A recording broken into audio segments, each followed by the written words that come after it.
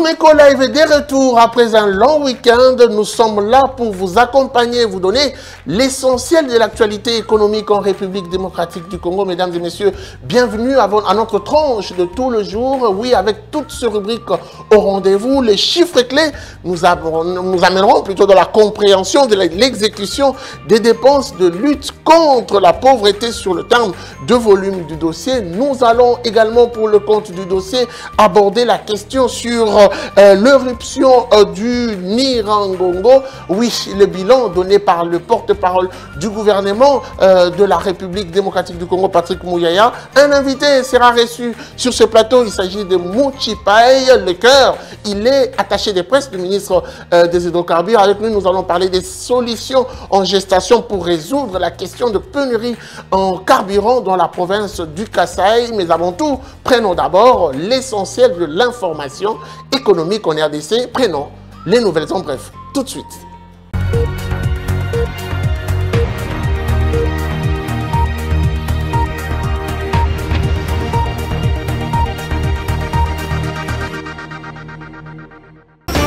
Parlons toujours de cette éruption volcanique. Cette fois-ci, il s'agit de Guy Luando qui propose à la hiérarchie la réponse aux besoins de l'aménagement du territoire. Le ministre d'État, ministre de l'aménagement du territoire, Guy Luando Mboyo, a réuni en urgence dans son cabinet de travail à l'immeuble du gouvernement à Kinshasa tous les techniciens et experts de son ministère. Cette réunion de crise était consacrée à la situation qui prévaut à Goma, dans le Nord Kivu, suite à l'éruption du volcan Nyiragongo, ayant occasionné un lourd bilan. Et pour finir, parlons du gouvernement congolais qui a alloué plus de 148 milliards de francs congolais en faveur des actions humanitaires fin avril 2021. Le gouvernement de la République démocratique du Congo a décaissé plus de 148 millions de francs congolais en faveur des actions humanitaires au cours de 4 premiers mois de l'année 2021, renseigne le dernier rapport de suivi budgétaire de la Direction générale de politique et de programmation budgétaire. D'après le même document, les prévisions linéaires pour cette période en faveur des actions humanitaires ont été fixées à plus de 19,4 milliards de francs congolais en RDC.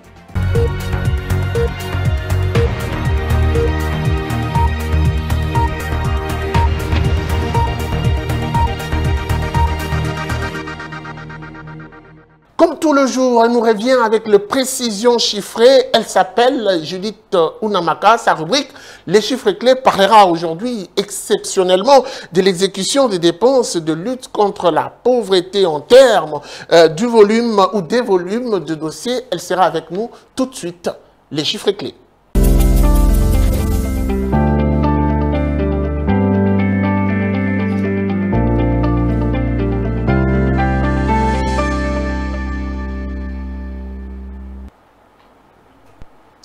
Les chiffres clés du jour, c'est avec vous, Judith Unamaka. Bienvenue. Merci, Guy. Alors, qu'est-ce que vous nous ramenez aujourd'hui? Aujourd'hui, nous vous ramenons des précisions sur l'exécution des dépenses de lutte contre la pauvreté à fin avril 2021 en termes de volume de dossiers.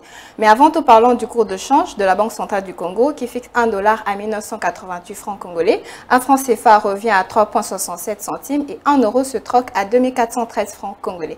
Sur le marché parallèle, nous sommes basés particulièrement à Gombe, où 1 dollar se change à 2000 francs congolais, un franc CFA s'aliène à 3,68 centimes et 1 euro se coopère à 2430 francs congolais. Alors, parlons un tout petit peu de ces dépenses de lutte contre la pauvreté à fin avril 2021. À combien ces chiffres-t-elles? Pour le mois d'avril 2021, justement, les dépenses de lutte contre la pauvreté se sont chiffrées à 917,49 milliards de francs congolais. Par rapport aux prévisions linéaires de 1,658,12 milliards de francs congolais, le taux d'exécution des dépenses au cours de cette période aura été de 55,33%, ce qui signifie que près de 45% de dépenses de lutte contre la pauvreté n'ont pas été exécutées. Dans le lot, les dépenses d'investissement qui lient notamment les équipements, les constructions, les réfections et réhabilitations, aucun franc congolais n'a été dépensé pour ces rubriques. Alors, on va aussi essayer de comparer un tout petit peu, voulais-je dire, les dépenses globales. Quelles ont été les différentes étapes de la chaîne des dépenses?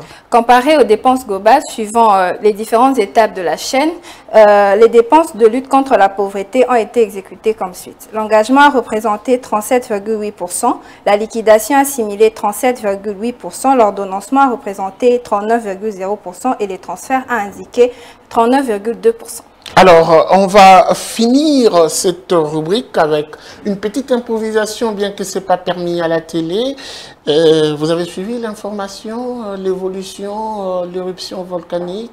Oui, ça vous dit quelque chose? Oui, ça me dit quelque chose. Un mot à l'endroit de ceux qui nous suivent, nos compatriotes, nos frères à Goma qui nous suivent régulièrement et religieusement. Bon, je m'adresse à la population de Goma et je vois que cette situation est tellement catastrophique pour vous et nous sommes de cœur avec vous ici en République démocratique du Congo, précisément dans la province de Kinshasa. Et j'espère que cette éruption volcanique pourra s'arrêter incessamment. Merci beaucoup à vous, Judith Onamaka, pour ces messages forts adressés à nos frères au niveau dans l'Est de la République démocratique du Congo. J'ose croire que vous, merci, vous êtes en train de nous suivre. Nous sommes totalement de cœur avec vous. C'est vrai que ça touchait, quand ça touche une partie du corps, ça neutralise tout le corps. Zoom Eco Live compatit et nous attendons les solutions qui doivent être d'ailleurs les solutions les plus vite à prendre, et surtout des solutions qui doivent être prises en extrême urgence, les solutions du gouvernement congolais pour résoudre le problème, mais également prendre en charge toute cette population, ou pratiquement la quasi-totalité de ceux qui sont aujourd'hui considérés comme des déplacés au regard de la catastrophe naturelle. Merci Judith Onamaka d'avoir été avec nous sur ce plateau. Merci Guy. Nous allons poursuivre. Après elle, nous allons donc prendre le marché du jour. C'est avec Naomi Kandé. Tout de suite. Voulez-vous vous procurer des articles de seconde main en provenance de l'Amérique ou de l'Europe? Zoom Mondial d'aujourd'hui vous emmène découvrir le Bilokos, les articles qui transitent le plus souvent par Boma Matadi pour enfin débarquer à Kinshasa. Sans plus tarder, allons découvrir ensemble. Pas une avenue à Kinshasa où l'on trouve de Bilokos. Ces appareils et autres ustensiles de seconde main venant de l'Europe et qui transitent par Matadi et Boma. Plusieurs Quinois s'adonnent à cette activité qui est apparemment très lucrative. On y trouve des ustensiles de cuisine, des appareils électroménagers de tout genre, voire même des habits. Le prix, la qualité et la durabilité varient d'un coin à un autre selon la commune où l'on se trouve. Commençons notre Wendy avec un grand tapis de salon à 60 $, la petite mesure à 45 $, 20 $ pour un fer à repasser. Un réchaud à une plaque se vend à 25 $, un réchaud à 2 plaques à 50 $, celui de 4 plaques à 60 $. Procurez-vous un bouilloire à 20 $, un thermos à eau coûte 20 $, un micro-ondes se vend à 50 $, 5 pièces de marmite à 150 $ avec tous les équipements, 4 pièces à 35 $. 3 pièces à 50 $ tout en dépendant de la qualité. Une marmite électrique coûte 50 $ et 30 $. Une friteuse revient à 50 $. Un mixeur électrique se vend à 50 $. Un mixeur manuel coûte 45 $. Pour ceux qui préfèrent les poêles électriques, une pièce coûte 45 $. Une fontaine revient à 150 $. Un ventilateur se vend à 40 $. Un vélo pour enfants de 3 ans revient à 45 $. Pour ceux de 5 ans, cela se vend à 50 $. Un lisseur de cheveux revient à 20 $. Un sèche-cheveux coûte 20 $. Une rallonge coûte 15 $. Un aspirateur revient à 50 $. Une assiette en porcelaine revient à 5 000 francs et 4 000 francs, dépendant de la qualité. L'ensemble des 2 draps et 4 têtes d'oreiller coûte 40 $. Terminons avec 3 pièces de cingle pour hommes à 5 $. Merci de nous avoir suivis et prenons rendez-vous au prochain numéro. Sans oublier la ville de Goma pour leur rappeler que nous sommes de cœur avec eux.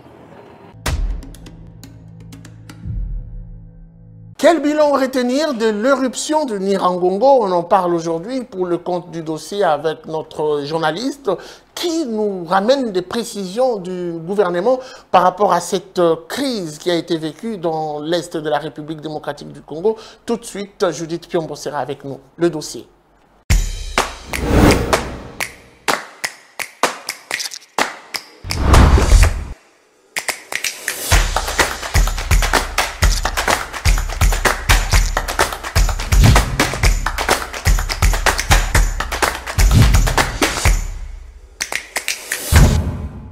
Voilà, nous sommes déjà avec elle pour parler du dossier. Judith Piombo, bienvenue. Merci beaucoup. Alors aujourd'hui, vous nous parlez de cette éruption volcanique qui a eu lieu dans l'est de la République démocratique du Congo. On parle de Goma, une psychose qui s'est vécue presque sur l'ensemble du territoire national. Première question, est-ce que c'est une première?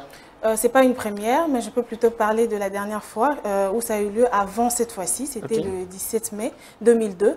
Donc, s'il faut parler en termes d'années, ça va faire à peu près 19 ans depuis la réapparition de ce volcan, de cette éruption volcanique.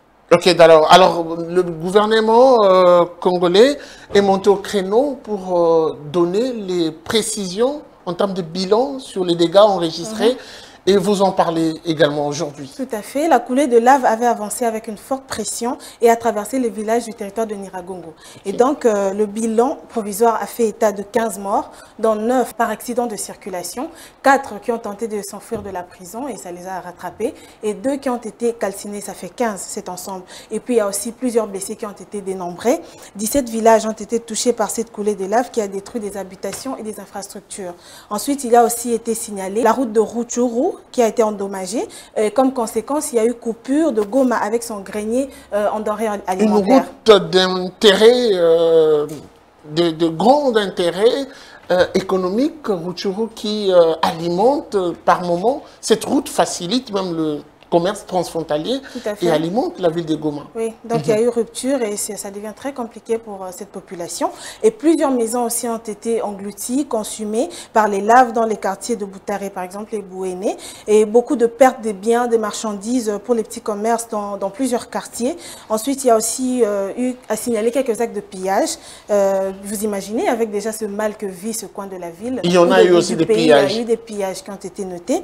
Ensuite, il y a la principale source d'électricité de Goma qui a été coupée. Donc en gros, voici le bilan provisoire qui a été donné par le gouvernement et l'ordre à l'observatoire volcanologique de Goma est de poursuivre, de continuer à surveiller la coulée des laves, mais aussi d'évacuer la population de la zone rouge vers les zones sécurisées, en commençant d'abord par les personnes vulnérables. Alors depuis ce matin, il se signale quand même quelques tremblements de terre. Là, notre prière est que Nyiragongo s'étaise à jamais. Patrick Bomboka l'a dit avant vous.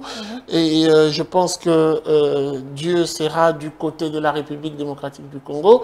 Mais j'ose croire également que le gouvernement prendra cette fois-ci au sérieux le rapport de ces experts qui ne dorment presque pas, qui des fois travaillent sans budget conséquent pour mettre des informations vérifiables, vérifiées à la portée de ce gouvernement. Et surtout, il faudrait que ce même gouvernement dorme sur ses deux oreilles pour qu'à chaque fois qu'il y aura une sorte de récidive, que la population soit mise de côté. Nous allons plutôt renchérir ce que vous venez de dire avec un duplex.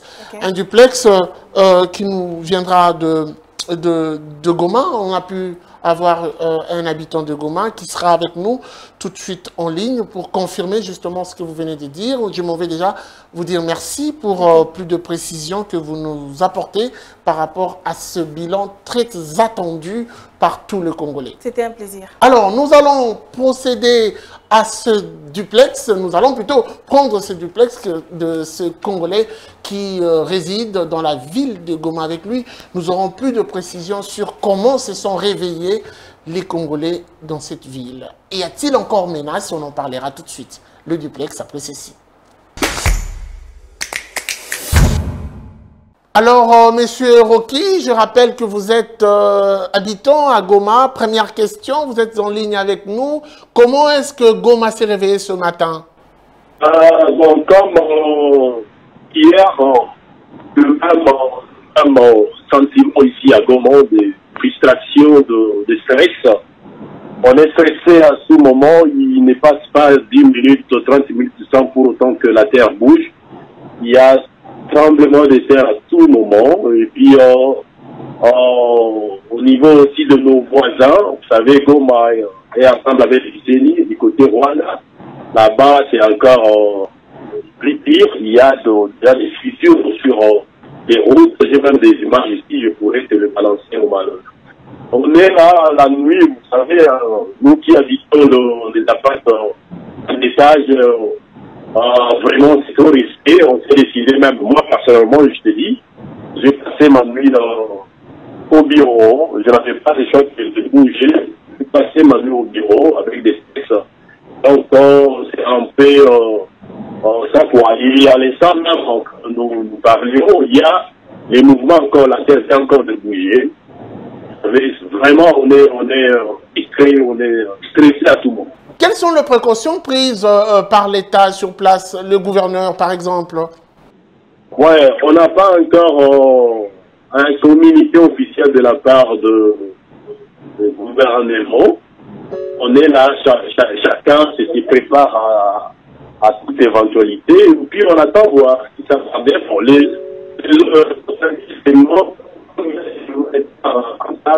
ça pourrait encore aussi le jeu, c'est-à-dire encore avoir des 6 mois, voilà, ça sera un peu inquiétant, parce que si ça révélait vraiment, ça sera catastrophique, quoi. Alors, que devient la population qui s'est déplacée vers la ville de Gisenyi? En tout cas, tout ce monde-là, tout le monde qui était de l'autre côté, là-bas aussi, ils sont en train de vivre la même situation que nous. Les gens qui étaient traversés sont retournés à Goma. Et puis à Goma ici, bon, les gens préfèrent beaucoup plus aller se mettre à l'abri du côté de Saké. Il y a beaucoup de gens en route vers Saké depuis Pesco. Alors, est-ce qu'il y a eu quand même des dégâts aussi enregistrés en plein centre-ville de Goma, aujourd'hui, ce matin, par exemple? Oui, moi, personnellement, après la famille de l'éruption, je m'étais rendu. Là, je vois, c'était hier au matin, j'étais là, je vis des dégâts énormes, il y a eu des maisons écoulées, il y a eu des morts, même, il y a des photos de morts. Vous savez, vous allez voir une photo d'une famille qui était là pendant l'éruption, la famille s'appelle, et puis c'était vraiment, et c'est triste de voir ces gens de Alors, merci beaucoup, M. Roki, pour toute cette précision. Je rappelle que vous habitez la ville de Goma. Nous reviendrons à vous pour plus de précisions prochainement. Donc, je suis disponible. Il faut beaucoup prier pour nous. Quelles sont les conséquences économiques de l'éruption volcanique de Nyiragongo sur l'économie locale? On en parlera, ou on en parle avec Patrick Bomboka dans sa rubrique chronique. Il nous ramène plus de précisions tout de suite. Il est avec nous.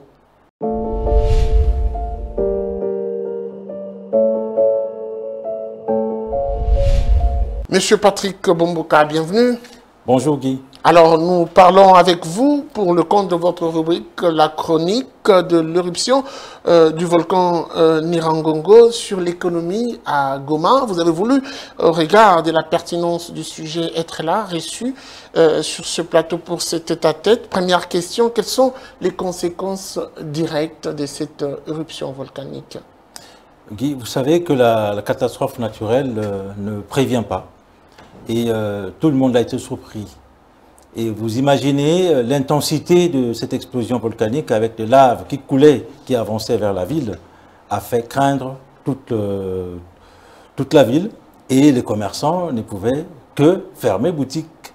Tout de suite, suivant le bilan du gouvernement central, le bilan qui est encore provisoire, on se rend compte que les principales boutiques ont fermé, les magasins ont fermé et tous les commerces est paralysé. Il n'y avait plus de peur que de mal. C'est tout à fait normal. En situation où les populations sont déjà habituées à ces genres d'éruptions volcaniques, il y a une sorte de résilience, mais on ne peut pas résister face aux laves qui arrivent et vous n'en savez pas grand-chose si ça peut vous atteindre ou pas. Donc il était question que les gens se mettent à l'abri et le commerce ne pouvait plus fonctionner. Alors, le bilan provisoire que le gouvernement central établit fait état, par exemple, de la situation où la route Rutshuru, qui constitue le principal grenier de la ville de Goma, cette route est coupée. Coupée en deux, oui. Donc, il n'y a plus d'accès entre Goma et Rutshuru. Et les exportations et les importations sont aussi perturbées du fait qu'à la frontière, il y a un afflux massif de populations qui, samedi, quittaient la ville pour se réfugier dans les villes, les cités Est-ce voisines. qu'on peut s'attendre à une grogne sociale générale? Il n'est pas question de grogne sociale. Il s'agit d'une catastrophe naturelle. C'est une situation inattendue. Les répercussions de cette catastrophe nous amener à une grogne sociale? Pas du tout. Je n'y pense pas. Parce que très vite, le volcan se serait calmé. Très vite, les activités reprendraient leur cours normal. Donc, ce qui veut dire que, étant entendu qu'il y a énormément de victimes, de personnes qui avaient des boutiques qui ne peuvent plus avoir de marchandises parce qu'elles ont été endommagées, brûlées, incendiées, englouties, ce qui fait qu'il faut peut-être penser à une sorte d'intervention, une sorte de plan Marshall pour Goma, aussitôt qu'on aura une situation plus ou moins maîtrisée. Parce qu'il y a encore les tremblements de terre, il faudra encore rester vigilant. Nyiragongo doit se calmer et se taire à jamais, puisque ce sont les Congolais qui ont pâti. Merci à vous, Patrick Moumoka, pour ces précisions. La pénurie en carburant dans le Grand Kasaï, on en parle justement avec un invité sur ce plateau. Il s'appelle Lecœur Mouchipai. Il revient d'une longue tournée avec le ministre des hydrocarbures, d'autant qu'il est son attaché de presse. Quelles sont les grandes solutions et les grandes résolutions apportées à ces problèmes qui inquiètent la population dans ce coin de la RDC? On en parle tout de suite avec Lecœur Mouchipai.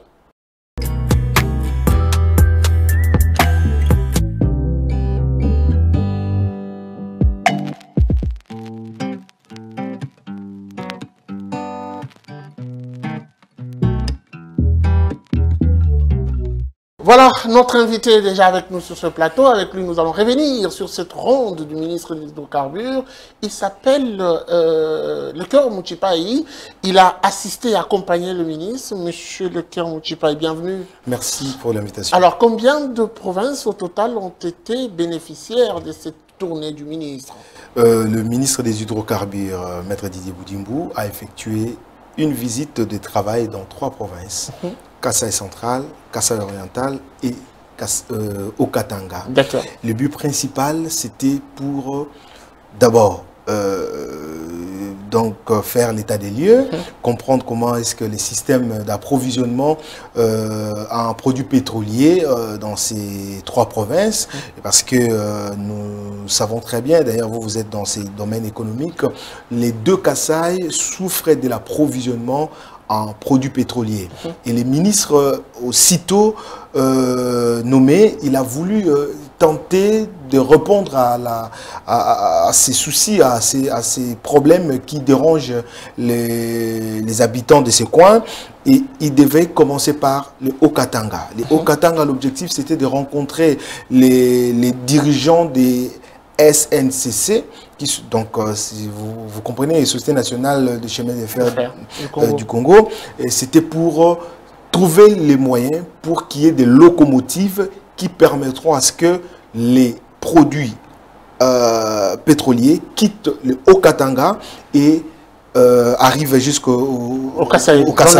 Voilà, c'était ça l'objectif principal de cette visite de travail. Aussi, voir comment ça se passe, comment s'organise le transport de pétrole ou bien l'approvisionnement de produits pétroliers dans le Haut-Katanga également, parce que c'est la province où nous avons constaté sur place avec le ministre la prolifération de pompes essence, comme on a l'habitude d'appeler, donc les stations de services d'approvisionnement en produits pétroliers, et qui vraiment se pointent dans tous les coins de la ville, et ils devaient savoir est-ce qu'ils respectent la conformité dans l'approvisionnement de ces produits pétroliers. Est-ce que le ministre s'est fait quand même accompagner de ses différents partenaires? Les ministres s'est rendu dans cette visite de travail avec un parterre des pétroliers congolais.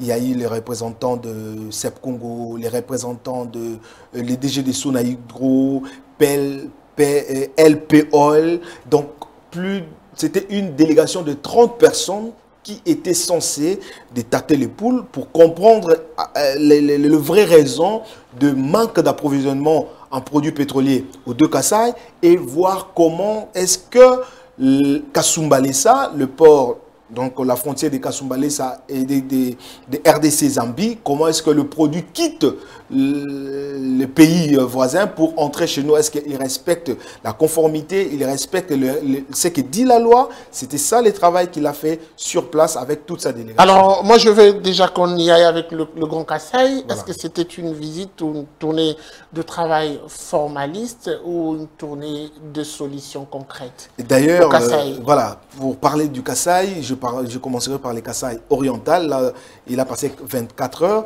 L'objectif était, comme je l'ai dit, constater le problème qui bloque l'approvisionnement en produits pétroliers dans ces coins. Et c'était pour la toute première fois, les pétroliers du coin ont félicité le ministre, c'était pour la toute première fois qu'ils voient un ministre des hydrocarbures s'est déplacé et chercher à résoudre, à donner les solutions, à trouver les solutions idoines dans ces coins-là. Avec d'autres ministères, on l'a vécu. Il y a quand même une sorte de collaboration avec l'Inspection générale des finances pour permettre à l'État finalement de maximiser des recettes. Est-ce que ça sera également le cas avec le ministère des hydrocarbures? Aussitôt arrivé au ministère, Didier Boudimbo a eu un échange avec l'Inspection générale des finances pour comprendre d'abord les réalités financières du terrain, comment est-ce que l'aide de l'IGF par rapport à ces secteurs, et souhaite bien, lors de son discours de remise et reprise, il avait bien dit, il travaille en collaboration, il travaillera en collaboration avec les inspecteurs généraux, les inspecteurs de finances, pour mieux gérer les secteurs, donc les finances de ces ministères, pour que l'IGF l'accompagne. L'IGF peut proposer également afin de ne pas tomber dans la mégestion. Au sujet de partenariat qui doit se créer avec la SNCC pour résoudre la crise ou la pénurie en carburant, comment ça va se formaliser, cette task force avec votre ministère? Voilà. Ce que le ministère doit faire avec les la SNCC, justement, donc, qui dépend du ministère des Transports. Voilà, qui dépend du ministère des Transports. La collaboration, c'est de mettre à leur disposition des locomotives qui appartiennent au ministère des hydrocarbures, mais qui sera géré, co-géré avec la structure habilitée qui permettra à ce que les carburants quittent le Haut-Katanga et s'acheminent vers le Grand Kasaï. Qu'est-ce que vous ferez de Kadhafi? Une autre question. On va se Donc, séparer. Lorsqu'on parle de l'assainissement, je pense, le ministre l'a dit au cours d'une réunion, il n'y aura plus des bouteilles, soit des bidons d'essence qui traversent d'une commune. Est-ce que le ministre est prêt à se lancer dans une relance de collaboration avec la société CEP Congo qui, hier, a été presque privée de tous ses droits? D'ailleurs, CEP Congo est très content. CEP Congo a voyagé avec le ministre. CEP Congo a été associé dans cette visite de travail pour palper du doigt la réalité et voir comment est-ce qu'il peut accompagner l'acheminement de produits pétroliers dans ces coins de la République. Donc, CEP Congo est là et d'autres partenaires peuvent bien se pointer. Juste respecter les normes, respecter la loi, respecter la conformité. Merci beaucoup pour ces précisions. Merci. Place à présent au rendez-vous du 24 mai 2021. Il s'agit bien sûr de l'agenda avec Adassa Grace. Tout de suite, restez branchés.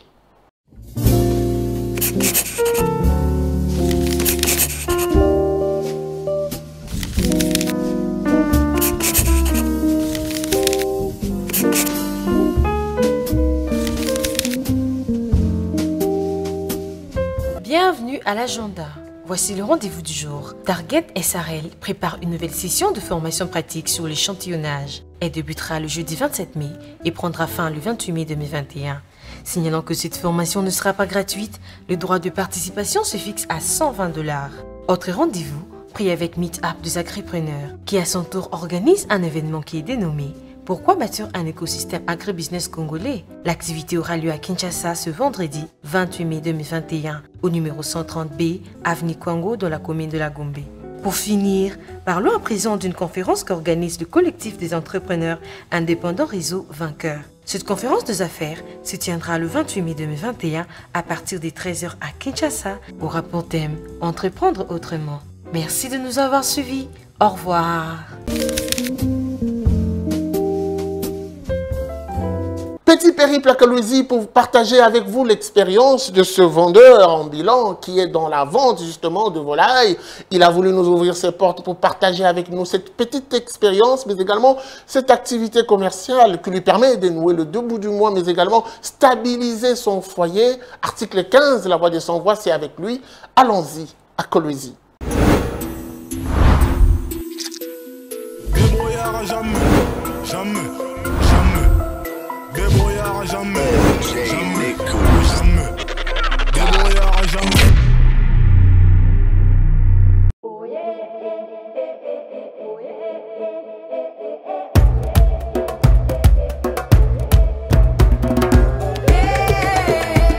Mimi niko kala la Kazembe, niko na 52 ans. J'ai 52 ans. Ça fait 3 ans que j'ai commencé mon activité. Je vends des cailles, des dindes, des canards, des poules.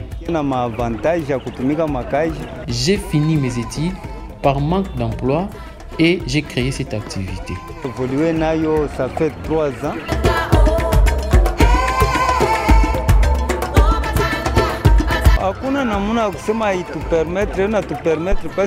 Je n'ai pas assez de revenus avec ce que je vends. Ça me permet de subvenir aux besoins de ma famille. Malgré les difficultés que je rencontre, je tiens le coup.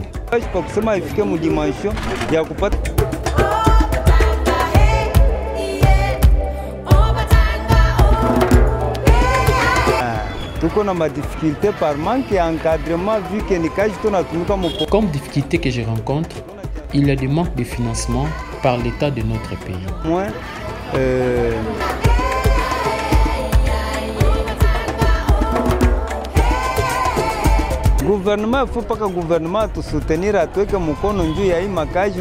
Et je demande aux autorités de pouvoir me soutenir car c'est une activité qui promet.